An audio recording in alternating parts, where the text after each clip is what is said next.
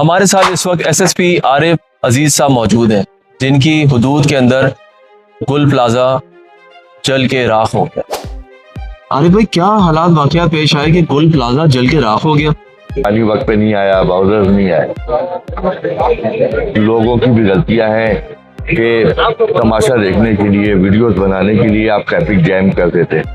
उनको भी हम हाथ जोड़ते हैं, समझाते हैं, प्यार मोहब्बत से समझा के हम रूट क्लियर कराते हैं।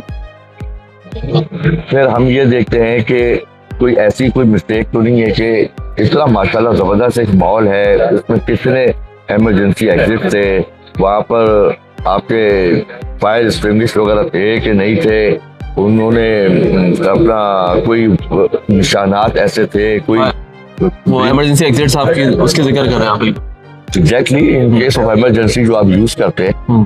फिर एक अनफॉर्चुनेट एक ये चीज हुई कि लोगों को आप रेस्क्यू तब कर सकते हो कि कोई वे आउट हो, कोई।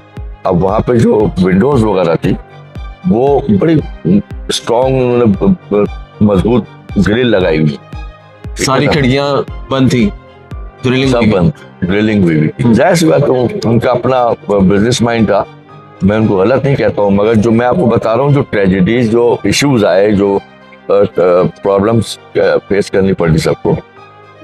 फिर एक चीज ये है कि गुल प्लाजा में जो मोस्ट ऑफ द आइटम्स की तरफ आप जाएंगे ना, बिल्कुल ऐसे ही, वो सारा वो आइटम है जिसने बिल्कुल जो है ना वो इनफ्लेमेबल है ना, बिल्कुल प्लास्टिक की ऑलमोस्ट हर चीज ना, आपकी क्रॉकरी है, आपका इलेक्ट्रिसिटी के जो इलेक्ट्रॉनिक आइटम्स हैं, आपके ब्लैंकेट्स हैं, जो आप कपड़े हैं, बहुत सारी ऐसी स्टफ टॉयज हैं, ये सारी चीजें वो है जो आग को कैच करती है। फिर वो बता रहे थे कि जो वायरिंग थी ना, उस वायरिंग की वजह से वो आग को जो है वो कभी इस पोर्शन में ले जाती थी, कभी उस पोर्शन में, कभी इस पोर्शन में।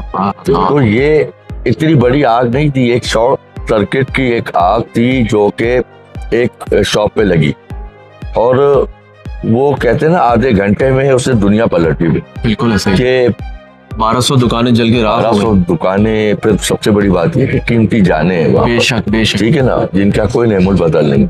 ऐसे ही फिर एक हमारा फायर ऑफिसर है, वो भी शहीद हुआ, उसने इन्हीं अपने ही लोगों के लिए जान की कुर्बानी दी।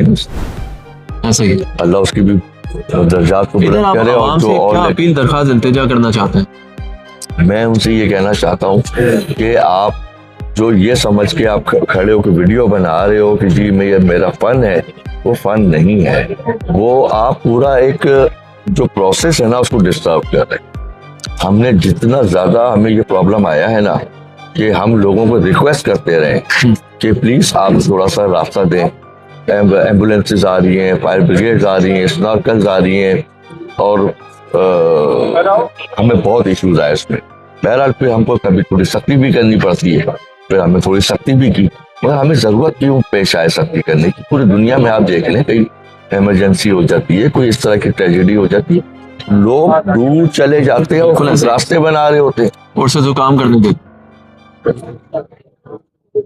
इधर आपने एसएसपी साहब का सारा स्टेटमेंट सुना, बयान सुना, उनकी दरखास्त इल्तिजा सुनी। पुलिस को काम करने दीजिए, रेस्क्यू इदारों को आगे बढ़ने दीजिए, वीडियो बनाए, आए जाएं, जो आपके बस में वो कीजिए, मगर काम को बीच में मत रोकिए, ट्रैफिक ब्लॉक मत कीजिए।